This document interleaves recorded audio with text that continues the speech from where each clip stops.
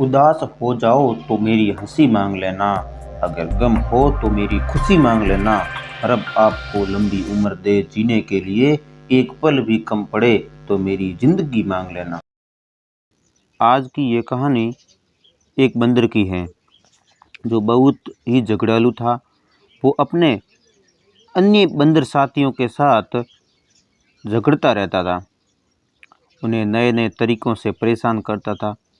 एक दिन उस बंदर से तंग आकर उसके अन्य साथियों ने योजना बनाई कि जब वो रात को गहरी नींद में सो जाएं, तब हम सब इसे यहीं छोड़कर किसी दूसरे जंगल में चले जाएंगे।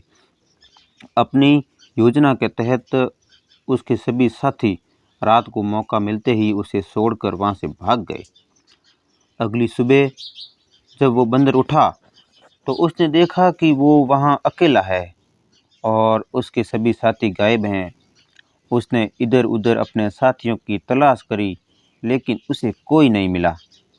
वो समझ गया कि उससे परेशान होकर उसके साथियों ने उसे छोड़ दिया है। कुछ महीने बीत गए। वो बंदर अकेला उस जंगल में बहुत परेशान हो गया। उसकी ज़िंदगी एक नीरस हो गई। अपनी ज़िंदगी से परेशान होकर उसने मरने का फैसला किया, लेकिन खुद को मारने की उसमें हिम्मत नहीं आई। वो इधर उधर भटकने लगा। तभी उसकी नज़र एक बूढ़े शेर पर पड़ी। वो शेर आराम कर रहा था।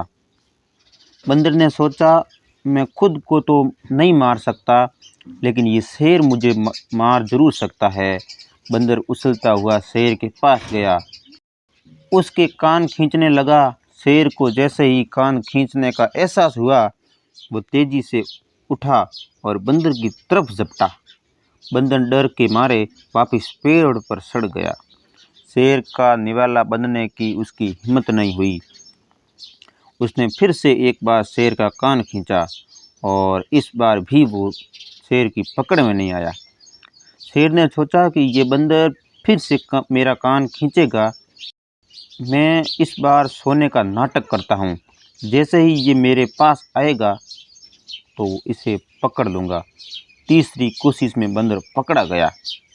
बंदर को अपने संगुल में लेकर शेर ने जोर से दहाड़ लगाई। इस पूरे जंगल में खेलने को तुम्हें सिर्फ मैं ही मिला, शेर ने कहा। अपनी इस शरारत के बदले अब तुम अपनी जान से जाओगे। बंदर ने शेर को शरारत करने की असली वजह बताई और बोला, अब आप ही हैं जो मुझे मेरी इस उदास भरी जिंदगी से छुटकारा दिला सकते हैं। बंदर की बातों को जानकर शेर ने इधर उधर देखा और बोला, मेरे कान खींचते हुए तुम्हें अन्य किसी जानवरों ने नहीं देखा? बंदर बोला, नहीं, आपके और मेरे अलावा कोई है नहीं यहाँ।